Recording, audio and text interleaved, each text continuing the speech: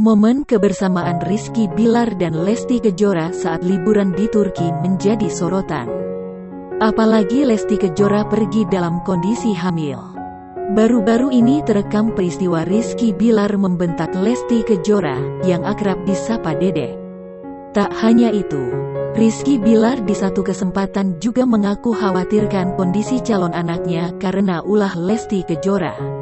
Momen Rizky Billar membentak Lesti Kejora terlihat dalam video di kanal YouTube Rizky Billar.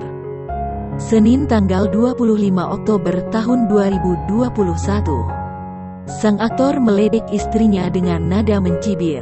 Lesti pun curiga dan mencecar Rizky Billar untuk melanjutkan perkataannya, lantaran tak digubris.